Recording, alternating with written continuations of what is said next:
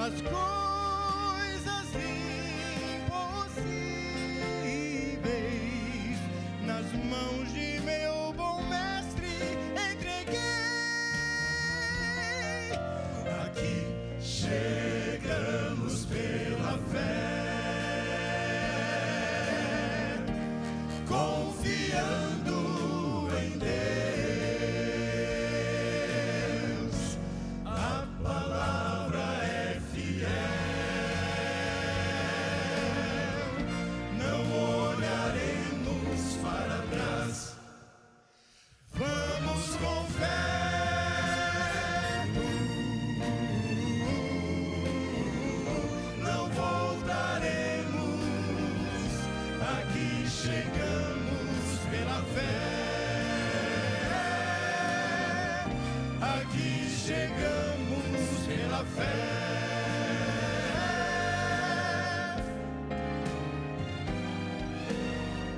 Chegamos pela fé,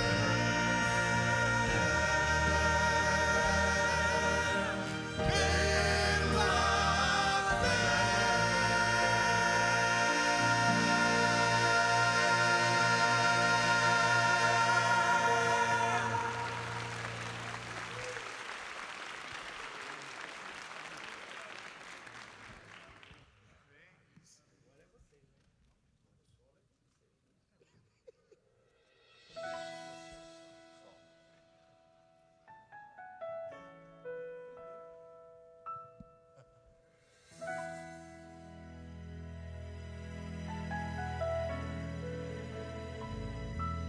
Mais uma vez escureceu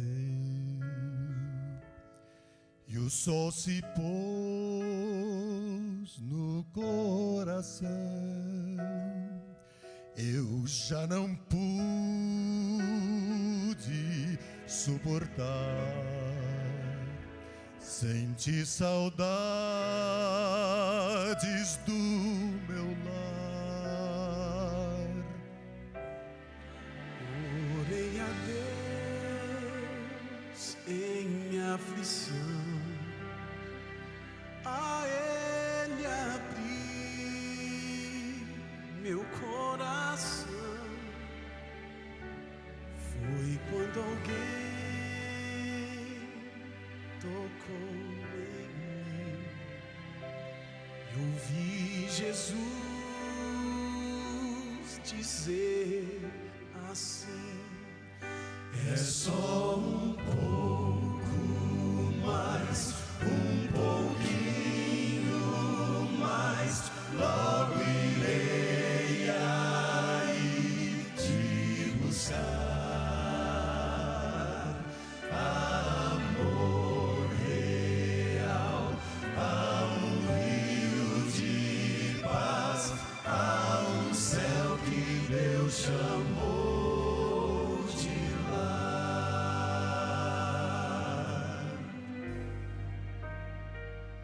Mais uma vez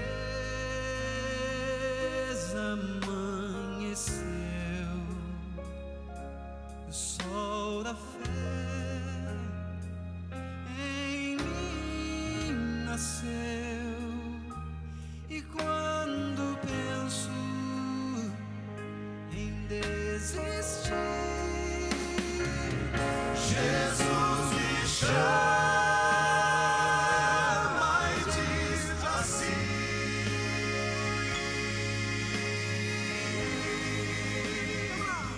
é só um pouco mais, um pouquinho mais, logo irei aí te buscar.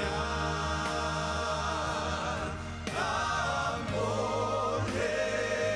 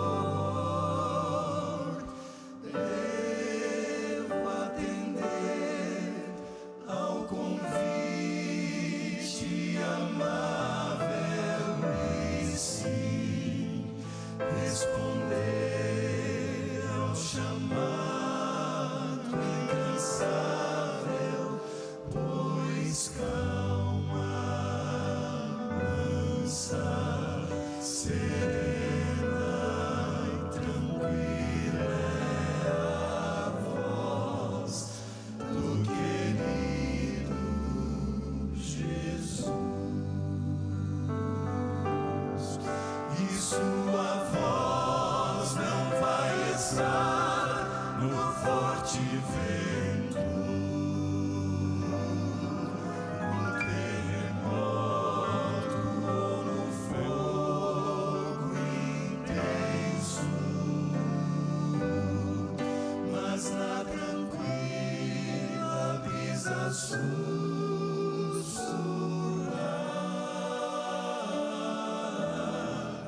eu sei que ali a voz de Deus está.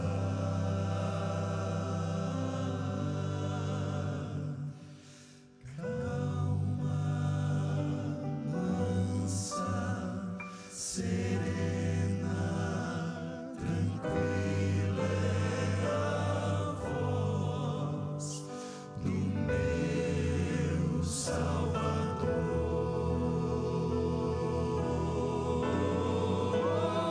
Calma, mansa, serena, tranquila é a voz que me chama com amor.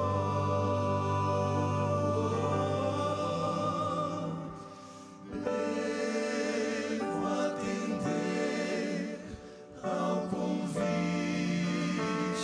amável e sim responder ao chamado incansável, pois calma, mansa, serena, tranquila é a voz do querido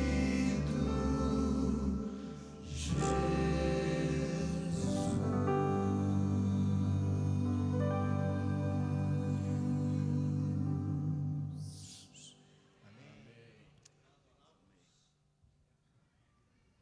Arautos de ontem e de hoje e de sempre. Amém. Ontem foi difícil de pregar, porque tivemos uma homenagem aqui muito especial, mas eu acho que hoje vai ser um pouquinho mais difícil, viu? Obrigado do fundo do coração a todos. Queria dizer à minha igreja que eu me sinto muitíssimo honrado por ter aqui comigo os arautos 7.5 e os arautos atuais, e eu quero que você também se sinta honrado com isso, tá bom? Boa noite, povo de Deus. Trouxeram a Bíblia? Assim? Pode ser assim? Pode ser dessa que a gente leva no bolso também, não é, Jurandir? Tá aí. No primeiro dia, que foi sábado, nós tratamos sobre Jesus, o inenarrável. Ninguém é como Ele. Ninguém. Depois, no segundo dia, nós tratamos sobre Jesus, o Senhor da ressurreição. Como a morte alcança a todos, e em todas as famílias esse temor está presente, nada melhor do que termos Jesus, porque Ele é a solução. Depois eu falei sobre o Deus da colheita, falei sobre o selamento e a sacudidura. E para os que acompanharam pela internet, estão acompanhando, os que estão vindo pela primeira vez, nós estamos transformando os temas que são tensos, complexos, em temas positivos, gostosos. Depois, no quarto dia, eu falei sobre as angústias, sob o tema Jesus é o nosso refúgio, é o refúgio do seu povo. E hoje eu vou falar sobre o juízo com o seguinte tema, porque o juízo é algo que mete medo nas pessoas, não é? Mas o tema é um advogado no tribunal, um amigo no tribunal. Jesus é o seu amigo. Quer ver? Eu posso provar o que eu digo pela palavra, Eliakim. Deus mandou construir um tabernáculo e depois um templo. É o segmento um do outro. Você sabe a razão por que Deus mandou estabelecer um tabernáculo e um templo? Lá em Êxodo, no capítulo 25 e no verso 8, Deus falou assim: para que eu habite no meio deles. Qual é o significado primário, divino, bíblico, do juízo? Porque o juízo está no santuário. Sem santuário não há juízo. E quando se trata de juízo, não dá para dissociar o santuário, ele está grudado, está ligado. É junto, é a mesma coisa. Mas por que Deus mandou estabelecer um tabernáculo para habitar no meio do povo? Então o juízo, filha, não é para pôr medo nas pessoas. O juízo é para dizer o seguinte: Deus está perto de você. Neymar, nós temos um amigo no tribunal, nós precisamos ter medo do juízo. Agora, por que existe um juízo? O juízo existe porque nós vivemos um grande conflito. E não fora o grande conflito, não precisaria haver juízo. Porque o juízo, ele não visa apenas justificar o pecador que crê em Jesus. O juízo também visa vindicar o justo caráter de Deus diante de todo o universo. Isso é juízo. Quando nós estudamos sobre o juízo, normalmente nós ficamos com medo. Eu cresci numa igreja, passei a adolescência numa igreja, onde nós tínhamos um ancião, que ele pregava pelo menos umas 3 vezes por ano sobre o juízo. E eu, adolescente, Janete, pensa bem, que dureza. Ele falava assim: o seu nome deve estar passando no juízo. Pode ser que o seu nome já passou no juízo. E aí, pastor Melquiades, nós adolescentes, nós íamos escorregando no banco assim, ficando com medo, sabe? Dava a impressão que o chicote passava assim, sabe? Eu louvo a Deus porque eu não tive dificuldade para entender o amor de Deus, mas isso poderia ter causado um trauma em mim.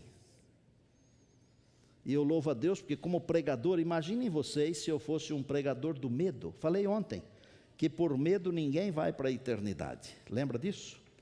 Nós vamos para a eternidade porque Deus é justo, nos ama e Jesus pagou por nós. Quando o nosso nome passa no tal juízo, pode estar passando, e é tudo verdade, mas não é para ficar com medo. Quando o seu nome aparece diante de Deus, o Senhor Jesus, que é o seu amigo no tribunal, é o seu advogado no tribunal, ele levanta a mão e ele diz assim: o nome dele, o nome dela está escrito aqui na minha mão. Ele é meu, ela é minha. E o Pai aceita, porque o sacrifício de Jesus é pleno, é completo, é perfeito, é integral. A nossa justiça, diz Isaías, é um trapo, mas a justiça de Jesus é plena, e Ele oferece essa justiça para você e para mim, apenas e tão somente se nós crermos nele. E eu não estou dizendo que depois de crermos nele, nós devemos andar por aí fazendo coisas erradas. Eu usei uma expressão muito rude ontem ou antes de ontem. Eu disse que o cristão não pode ser pica-fumo. Eu vou traduzir essa expressão por uma outra assim, um pouco mais decente. O cristão tem que ser honesto, tem que ser leal, tem que ser verdadeiro. Ele não pode ser desonesto, desleal, mentiroso, não pode. O cristão verdadeiro tem que ser como o Senhor Jesus é. O Senhor Jesus veio aqui, Ele ensinou como é que devemos ser. Mas mesmo o nosso melhor ainda é imperfeito. Mas a justiça de Jesus, que está ao nosso favor, é perfeita. E diante de Deus nós passamos por justos. Diga amém. Amém. Diga louvado seja Deus. Diga glória a Jesus. Aquele tabernáculo que Deus mandou Moisés construir lá no deserto, que depois virou o templo de Jerusalém, era um modelo de um tabernáculo que existe no céu. Você pode ler isso no livro de Hebreus, no capítulo 9, versos 23 e 24. Há um santuário no céu, porque Deus, no verso 40 de Êxodo 25, Deus falou para Moisés: faça igualzinho o modelo daquele que está no céu. O verdadeiro está lá, o verdadeiro tabernáculo, que não foi feito com madeira, como esse que nós colocamos ali para você visitar. feito pelas mãos de Deus, uma coisa perfeita. Quem que oficia nesse santuário que está no céu? É o Senhor Jesus. Não é um sacerdote ou sumo sacerdote imperfeito. Agora, é claro que nós temos que olhar para o santuário da terra ou o tabernáculo da terra para entender o santuário do céu, porque o da terra esteve aqui conosco, do céu não. Então nós vamos do conhecido para aquilo que é conhecido só de Deus, não é do homem. Como funcionava o tabernáculo aqui? Todo dia um sacerdote oferecia um sacrifício de manhã e um de tarde, todo dia. É conhecido na Bíblia como sacrifício diário. Pecador aparecia, o sacerdote oferecia o sacrifício lá na presença do pregador, levava um pouquinho do sangue para dentro do lugar santo, e tinha um compartimento no tabernáculo onde o sacerdote não podia entrar. Pessoa comum então não chegava nem perto. Só um indivíduo podia entrar nesse lugar especial, um sumo sacerdote, não um sacerdote. E uma vez só por ano, no dia 10 do 7º mês, que era o dia da expiação, que seria assim, funcional, seria a limpeza do tabernáculo, porque durante todo o ano, simbolicamente, tudo se acumulou ali, naquele dia o tabernáculo passava por uma limpeza, um processo de limpeza. Que móveis existiam nesse tabernáculo e também no templo? Do lado de fora, no pátio, havia um altar, chamado de altar de sacrifícios. Vocês viram ali fora. Um pouquinho mais perto da entrada do lugar santo, que é o primeiro grande compartimento, havia uma pia onde o sacerdote se lavava as mãos. Porque mexer com animal, mexer com sangue, suja a mão. Eu não gosto nem de pensar no cheiro que deveria ter o santuário, o tabernáculo, porque sangue vai ficando envelhecido, vai cheirando muito mal, vocês sabem disso. Lá dentro do lugar santo tinha 3 móveis especiais. Uma mesa com 12 pães, representando as 12 tribos do povo de Israel. Tinha um altar de incenso, não de sacrifício, onde havia incenso. Incenso na Bíblia pode significar a nossa prece que sobe diante de Deus. E tinha também um candelabro com 7 lâmpadas que ficava acesa. Essas lâmpadas ficavam sempre acesas. É a presença de Deus, a presença do Espírito Santo, porque a presença de Deus é constante na vida de todos nós, incluindo os pecadores que somos nós. Mas o tabernáculo possuía um outro compartimento um pouco menor, que era conhecido como lugar santíssimo ou santo dos santos, e tinha um móvel só lá dentro, a arca do concerto. Agora, dentro da arca tinha algumas coisas. Dentro da arca estava a lei de Deus, dos 10 mandamentos. Agora eu queria fazer um parênteses aqui e dizer o seguinte: dentro da arca só tinha coisas muitíssimo especiais. Você deve ter na sua casa coisas muitíssimo especiais que você só usa de vez em quando. Não sei, talvez uns talheres. Tem? É claro que tem. Toda mulher tem umas louças diferenciadas, né, Marinha? Está acompanhando aí pela internet. Tem. Dentro daquele lugar onde o sumo sacerdote entrava apenas uma vez por ano, estava a lei de Deus especial, com os 10 mandamentos, as 2 tábuas. Estava também a vara de Arão que floresceu quando ele e os seus descendentes foram escolhidos para serem os sacerdotes. Ok? E lá também havia um pote onde eles guardavam um pouco de maná. Ok? Uma vez por ano, o sumo sacerdote entrava ali. Quando Deus aceitava tudo o que estava acontecendo ali, e o povo todo lá do lado de fora, numa expectativa tremenda, a glória do Senhor se manifestava em cima da arca, entre os 2 anjos que estavam com as asas estendidas. E esse movimento sobrenatural é conhecido como Shekinah.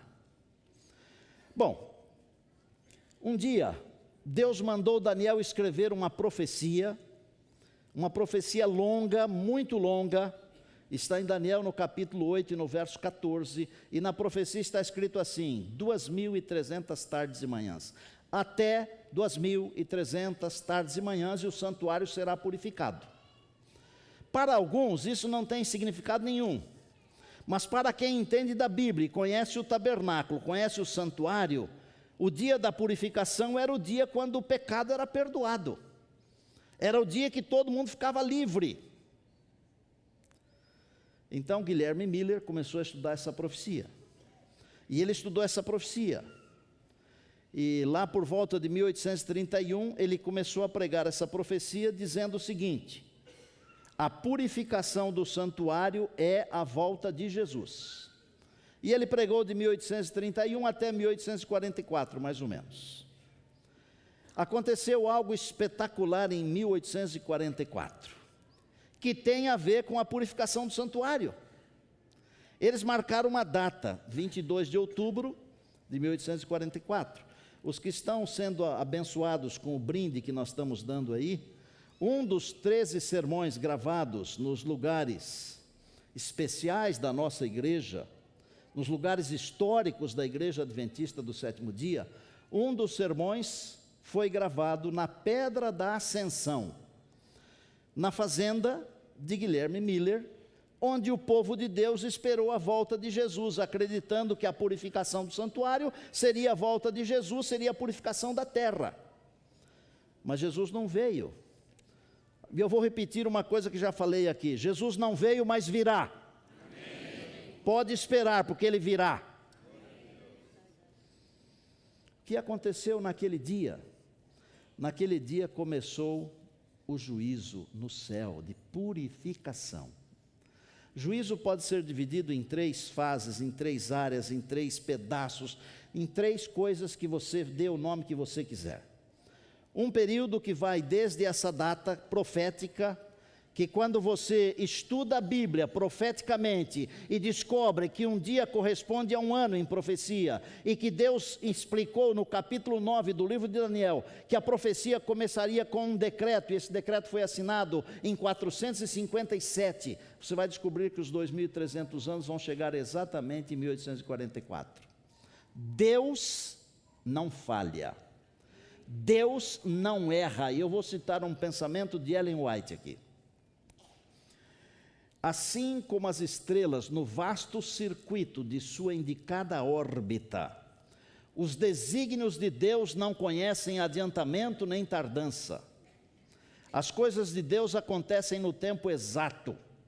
O tempo de Deus não é o meu nem o seu, é de Deus. Deus tem um dia marcado quando Jesus vai aparecer. Esteja eu preparado ou não, esteja você preparado ou não, Jesus virá.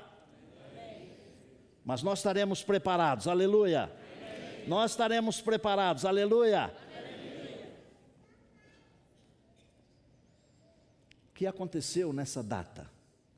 Deus deu uma visão para um homem, para que aqueles que ficaram desesperados porque Jesus acabou não vindo naquela data, para que eles soubessem que a purificação não seria da terra, mas seria do santuário do céu, que foi o modelo que Deus mostrou para Moisés no monte. Irã Edson teve uma visão. Eu estive na roça de milho de Irã Edson. Não sei o lugar exato onde ele teve a visão, mas eu parei um tempo ali, passei um meio-dia ali, orei ali, ajoelhei no meio do milharal. É uma figura interessante você ajoelhar onde alguém teve uma visão. Não tem nenhum fetiche, nada de especial, nada. Porque Deus é o mesmo em todo lugar, gente, em todo tempo. Mas é o fato de você estar num lugar onde aconteceu uma coisa tão especial como essas, ou como essa. Ele viu o santuário aberto, e ele viu o Senhor Jesus se aproximando do Pai. E eles entenderam que então era o santuário do céu que estava sendo purificado. E a Igreja Adventista do Sétimo Dia, se não é a única, mas acho que é a única, que ensina sobre o santuário conforme a Bíblia manda ensinar. Nós não ensinamos coisas nossas, e olha, eu sou um estudioso. Vocês sabem que eu prego a Bíblia desde 1972. E eu poderia pregar um monte de coisas, mas eu não gosto de fugir da palavra, porque a palavra tem poder, é ela que transforma vidas e corações. E a palavra me ensina isso. Essa fase, que a gente chama de investigativa, que começou em 1844, ela termina um pouquinho antes de Jesus voltar. Um tiquinho antes. Porque ele vai tirar as suas roupas sacerdotais e vai vestir-se com a roupa de Senhor dos Senhores e Rei dos Reis, ou Rei dos Reis e Senhor dos Senhores. Por isso que a nossa semana se chama Rei dos Reis. Na sua roupa vai estar escrito Rei dos Reis e Senhor dos Senhores, está no Apocalipse.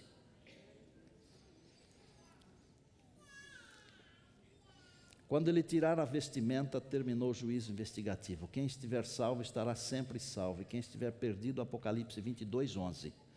Quem estiver salvo estará salvo para sempre, quem estiver perdido estará perdido para sempre. Não tem como passar de partido, não tem como mudar, gente. A escolha é agora, entendam o que eu estou dizendo. Depois não adianta chorar, não adianta reclamar. Jesus vem. Os salvos, todos, de todos os tempos, vão com ele para a eternidade. Os ímpios morrem. Começa um período chamado de 1000 anos, ou milênio. A Bíblia não usa a palavra milênio, ela usa a expressão 1000 anos, é a mesma coisa. Nesse período, 1 Coríntios capítulo 6, versos 2 e 3, ali diz que os santos hão de julgar os ímpios, incluindo os anjos ímpios. O que é que vai acontecer nesse período? Nesse período vai acontecer que nós vamos analisar os livros. Tudo será julgado de acordo com o que estiver escrito no livro. Olha, é melhor a gente passar o milênio lá, viu? Porque senão o pessoal vai ver a nossa vida e não vai dar muito certo, não. Se prepare para passar o milênio no céu. É melhor não passar o milênio morto aqui na terra, não. É melhor não virar comida para corvo.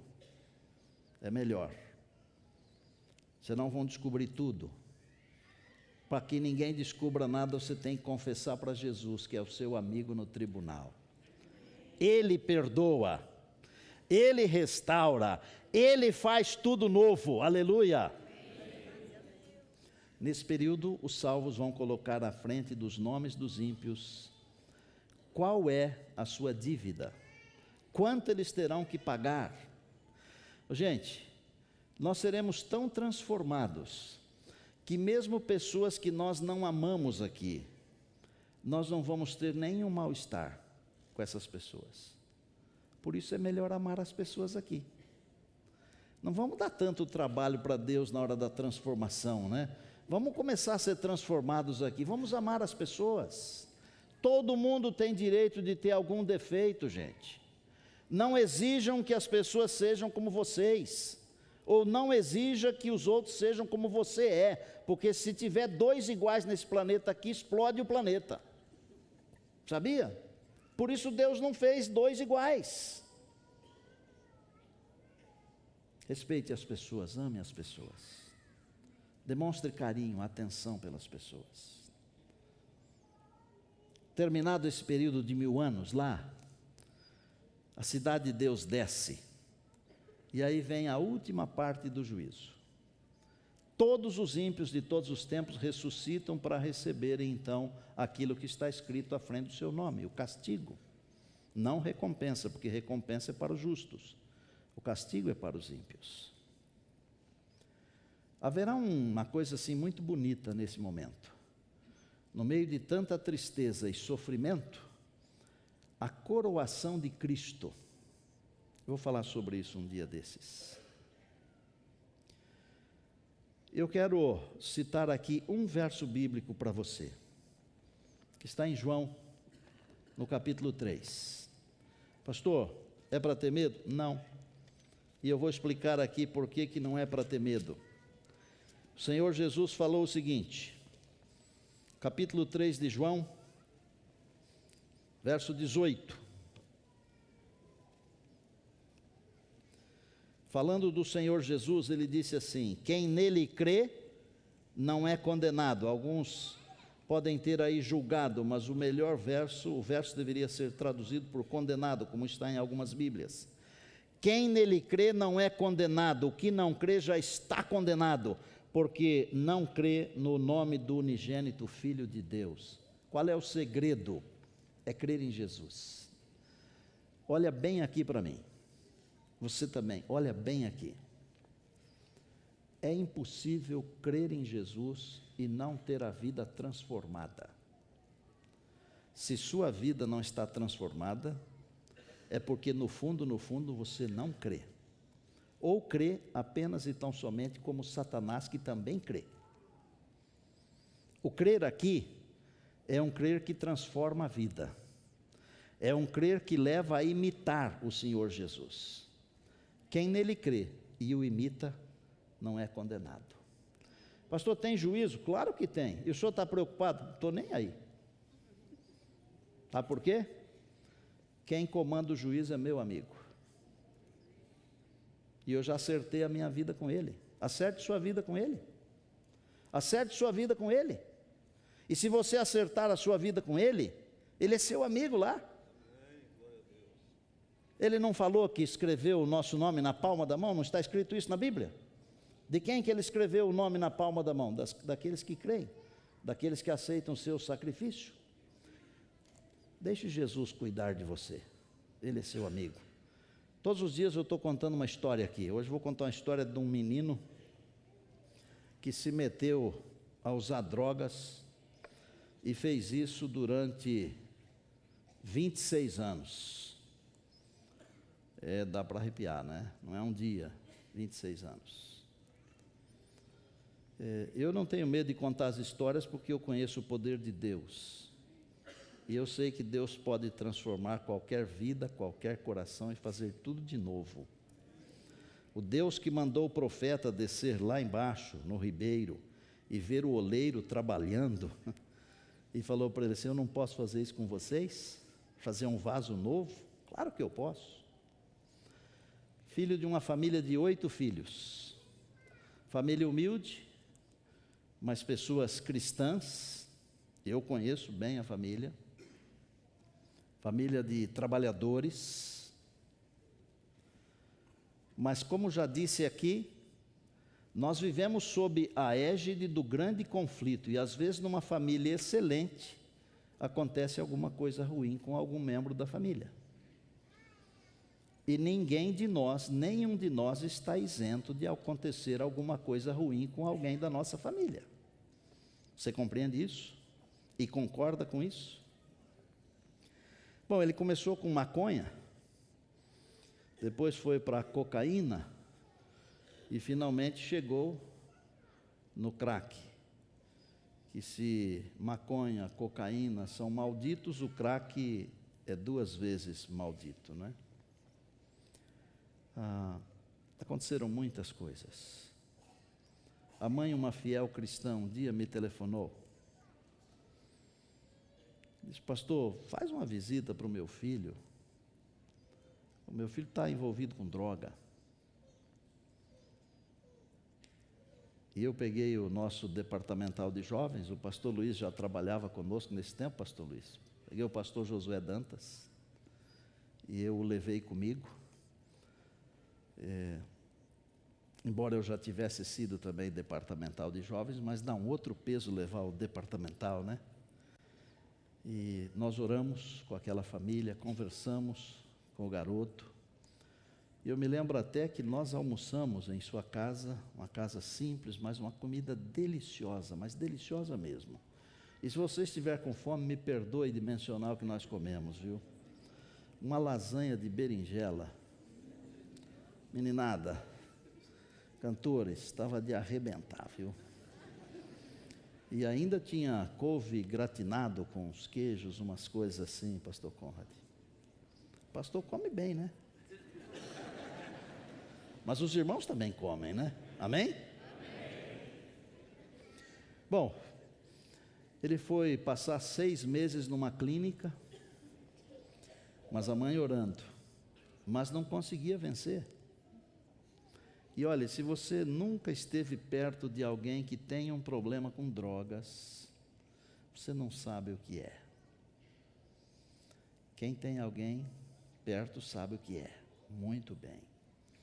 O camarada tem vontade de sair e não consegue. É como um negócio que gruda. Eu nem sei explicar direito, gente. Aconteceram tantas coisas. Mesmo ainda usando crack, ele começou a trabalhar na cidade. Só que não colocavam ele para trabalhar na rua, deixavam ele num lugar. E aí, aproveitava a oportunidade para de noite usar. Só que a droga acabava e ali pelas 3 horas da manhã, nessa cidade tem uma emissora de uns adventistas, e que durante a madrugada fica em rede com a Novo Tempo, aleluia, e o moço ouvia o Estina pregando 3 horas da manhã. Mas não saía das drogas. Eu já falei aqui umas 3 vezes essa semana. Às vezes nós desistimos quando estamos a apenas um passo da vitória. Não desista, porque a vitória pode estar a apenas um passo. Um passo. Um passo. Eu conheço a mãe desse menino, ela tem calos nos joelhos, a Esther. Calos nos joelhos. Um dia ele passou em frente um outdoor, tinha lá um número 0800, Narcóticos Anônimos, ligou para o 0800, não atendeu. É bem assim quando a gente precisa, não é? É desse jeitinho, é desse jeitinho. Parece que é o Satanás que faz dar ocupado. Parece. E não sei se não é. Porque há muitos mistérios que nós não sabemos, nós não conhecemos nada. Nós não enxergamos um palmo à frente do nariz, gente, à frente dos olhos. Bom, encontrou o senhor que havia dado a informação para ele de que existia esse Narcóticos Anônimos na cidade. Falou, escuta, mas não está funcionando. Vai lá.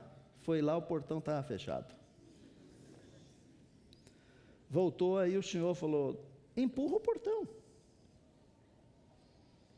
E foi lá, empurrou o portão e o portão abriu. E ele foi recebido. Tinha uma reunião naquela hora. Aí o pessoal perguntou para eles, é a primeira vez que você vem aqui? É. Todo mundo se levantou e aplaudiu. Tem umas coisas que deveríamos aprender aqui na igreja, viu? Sabia? Tem umas coisas que deveríamos aprender. Nós achamos que sabemos tudo. Deixar a prepotência de lado, orgulho, e ser mais o que a gente deveria ser, não é? Ele se sentiu emocionado, foi abraçado por todos. E aí cada um começou a falar, olha, eu estou limpo há tantos anos. Aí ele pensou assim, espera aí, tem gente que eu conheço aqui. Se esse camarada aí está limpo há tantos anos, por que eu não posso ficar limpo? Eu também posso. Aí alguém falou para ele lá, ele perguntou assim, o que eu tenho que fazer para ficar limpo igual vocês aí? Aí eles falaram, a primeira coisa que você tem que fazer é procurar Deus. Bem isso falaram, só isso. Não falaram religião, não falaram para ir na igreja católica, na igreja adventista, no espiritismo, no batista, nada disso. Deus, é o que a gente tem falado aqui, não é? Deus.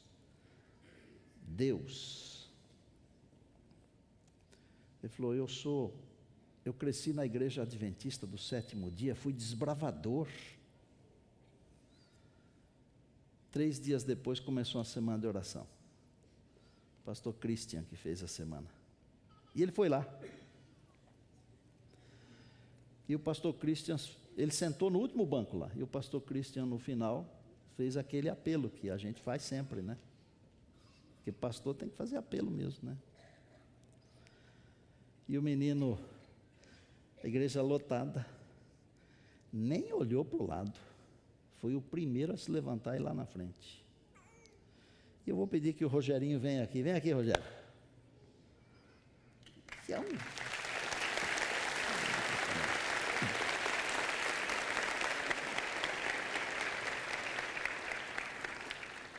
que não é bem um Rogerinho, né? Hã? Olha o tamanho do homem. Rogerinho hoje Ele trabalha na Guarda Civil Municipal da cidade de Americana, de Monte Azul Paulista. Estou com a cabeça em Americana, que é onde moram os meus irmãos. Rogerinho, refazendo, trabalha na Guarda Civil Municipal da cidade de Monte Azul Paulista, que é a minha cidade natal. Quando ele começou a trabalhar, como disse, ele ainda usava. Ele andava pela rua e o povo dizia o quê, Rogerinho? Fala aí. O pessoal da minha cidade, eles diziam, lá vai o guarda-noia. Né?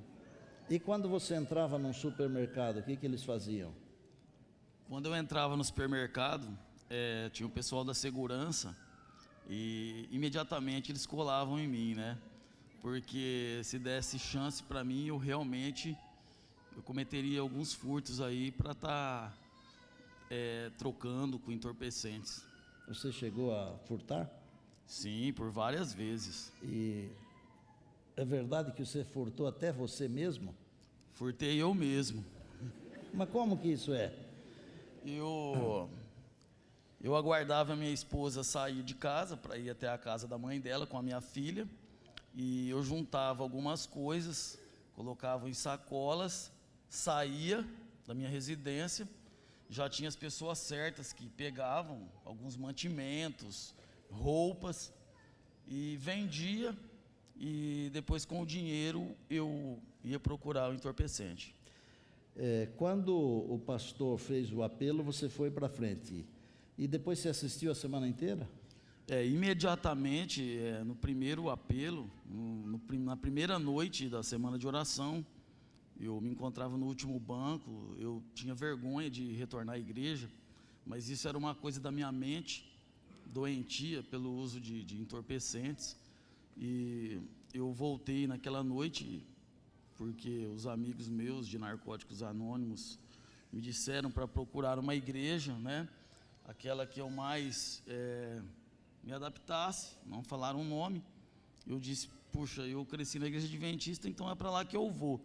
E Deus fez tudo certo, que colocou o Christian, o pastor Christian, que ele falava, ele pregava, e ele estava falando para mim, era para mim que ele estava falando, aquela noite, a primeira noite.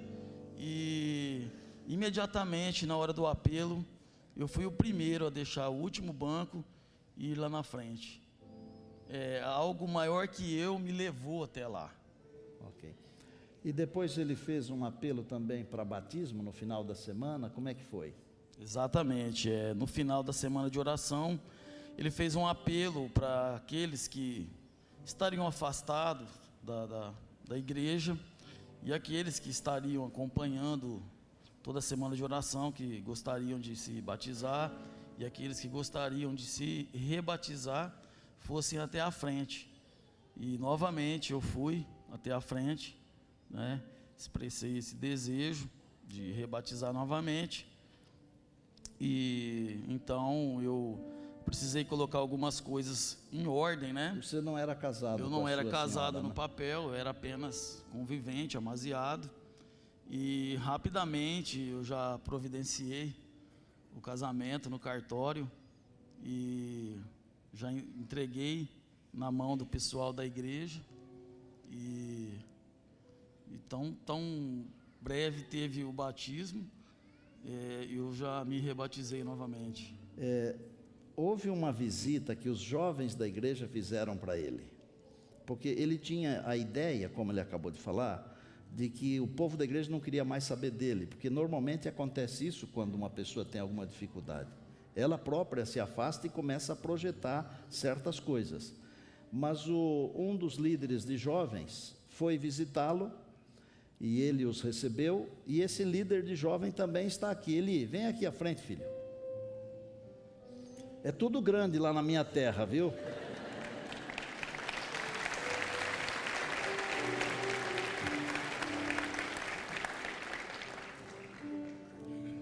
Quando você falou que ia visitar, ele falou que aceitava a visita, como foi?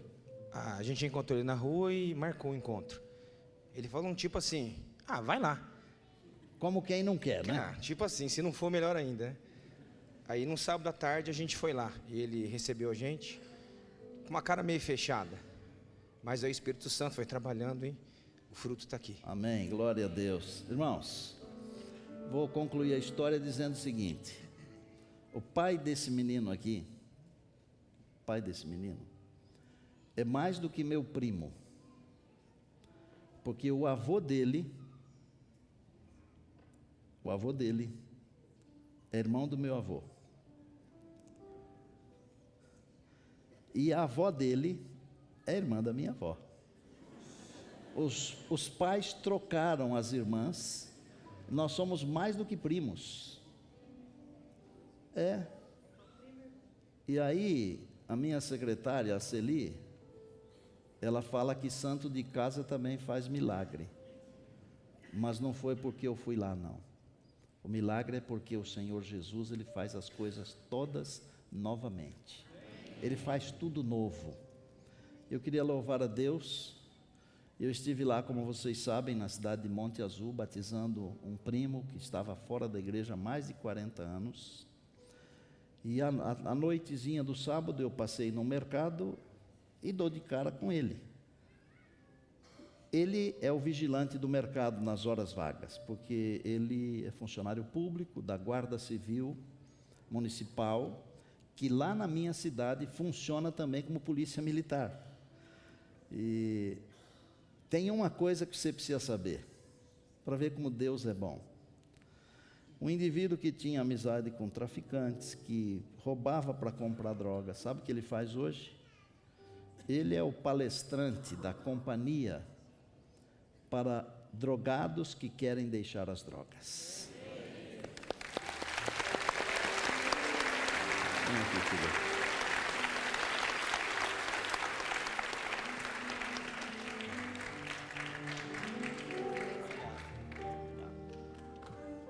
Gostaria de falar mais uma coisinha assim. Fala. Pode falar.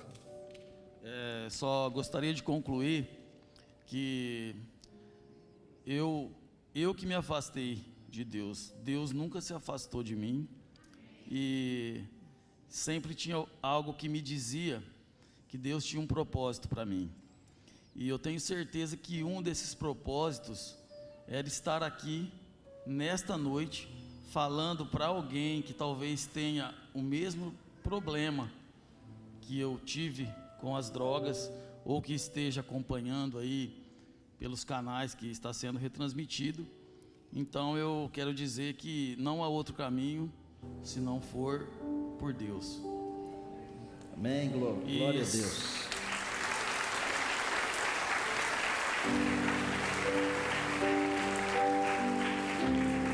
E dizer também que eu me encontro limpo há exatamente 4 anos, 8 meses e 4 dias, sem fazer uso de nenhuma substância que altere a minha mente ou o meu humor. Amém, glória a Deus. Obrigado. Meu moleque.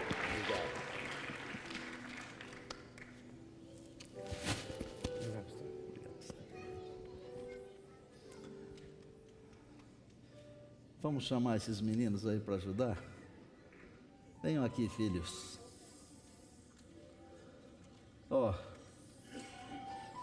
Deus tem umas coisas que a gente nem imagina. Eu queria inclusive que o pastor Josué Dantas estivesse aqui para dar um abraço em você, mas a mãe dele está passando por uma cirurgia nesses dias. Ele mandou um carinho, tá, Rogério? Deus faz tudo novo, se você quiser. Então, se você quiser que Ele faça você de novo hoje, essa é a hora. Você pode se levantar e silenciosamente falar com Ele.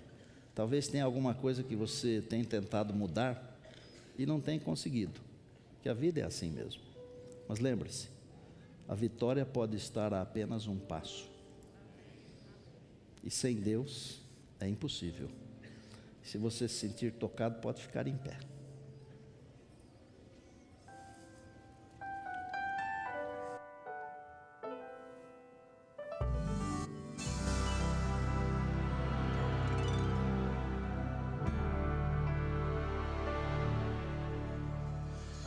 Se você tentou e não prosseguir.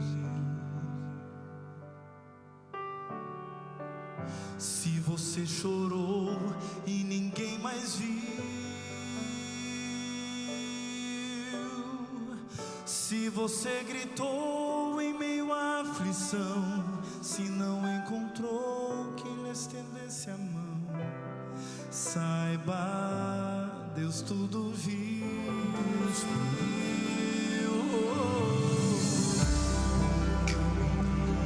Ia te acolher,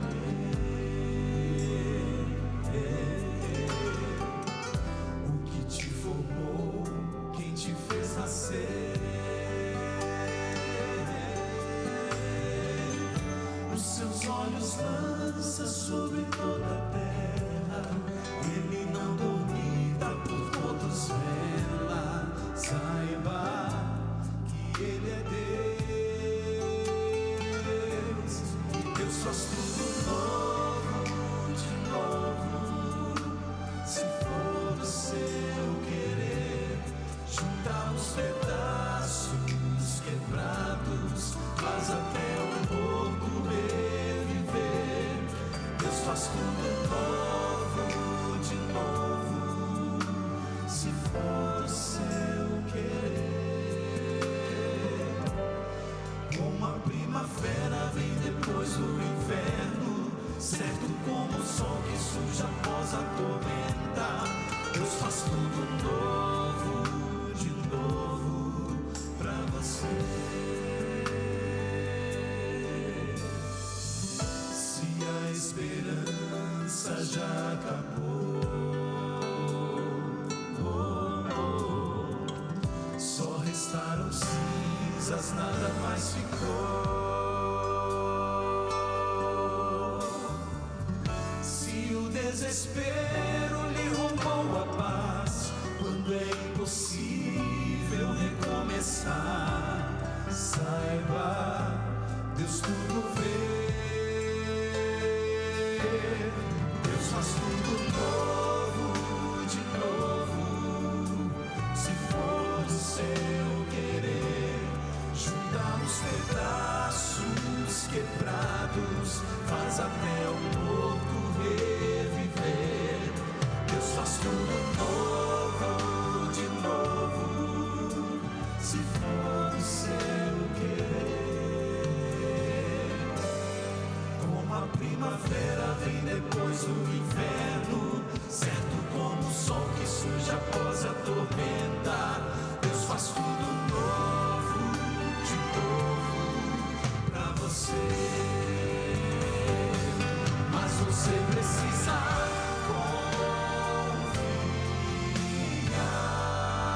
confiar nas promessas que esse Deus lhe dá.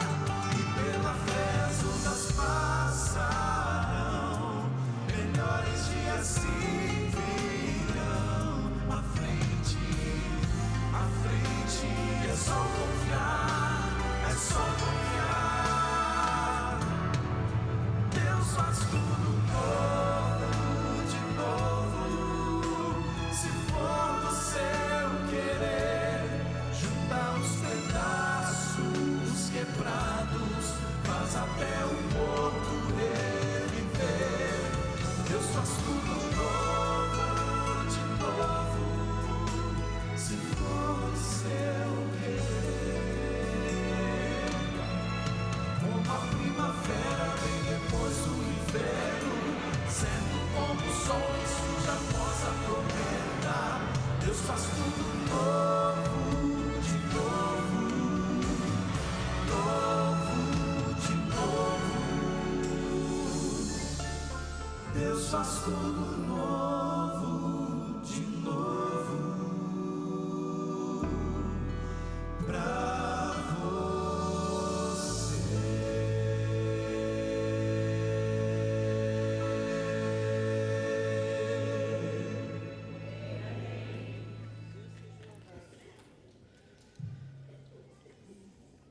Quando o Rogério começou a trabalhar,